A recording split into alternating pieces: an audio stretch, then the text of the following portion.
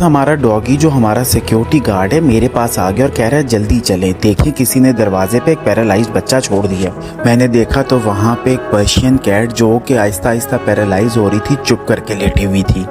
मेरा नाम अहमद बिलाल है और मैं पिछले 3-4 साल से कराची में ऐसी बच्चों की खिदमत कर रहा हूँ। अगर हो सके तो चैनल को लाइक कर दें, सब्सक्राइब कर दें और एक छोटा सा कमेंट भी छोड़ दें। अब सबसे पहली मुसीबत ये थी कि बच्चा कहाँ से आया है।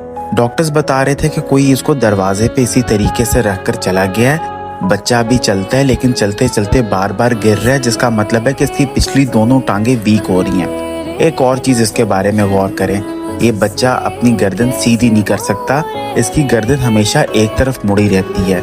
मैंने डॉक्टर साहब से बोला कि डॉक्टर साहब इस बच्चे का ट्रीटमेंट शुरू करते हैं और देखते हैं कि हम इसके लिए क्या करते हैं। हम बच्चों को जब बिठाने की कोशिश करते थे तो बार बार गिर जाता था और वो अपना मुंह सीधा नहीं कर पा रहा था। उसके जिस्म में जगह जगह नॉट्स बनी हुई थी। वो बिल्कुल छोटे बच्चों की तरह रो रहा था।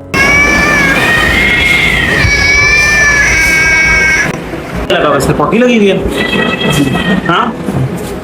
कभी ये भी किसी घर का ज़रूर लाडला होता होगा जब इनको कोई बीमारी हो जाती है या जब ज़िंदगी में इनको कभी सबसे ज़्यादा हमारी ज़रूरत होती है तो शेल्टर्स में बहुत नॉर्मल चीज़ होती है कि लोग इनको शेल्टर में आके फेंक जाते हैं। छोटा सा मासूम बच्चा जो अपनी गर्दन भी सीधी नहीं कर सकता चुप करके मेरी तरफ देख रहा था और पूछ रहा था कि अहमद भाई क्या मैं अब कभी नहीं चल सकूंगा। डॉक्टर साहब ने बताया है कि इसका CBC, LFT और RFT होगा, तभी हम देख सकेंगे कि बच्चे के साथ मसला क्या है। ये टेस्ट तकरीबन 10,000 रुपये के होते हैं कुछ, लेकिन ज़्यादातर डॉक्टर्स हमें डिस्काउंट दे देते हैं तो हमें 6 से 8,000 रुपये का ही टेस्ट पड़ जाता है। अगर आप में से इस बच्चे की बिल्स में कोई हेल्प करना चाहे तो ज़रूर बताइएगा।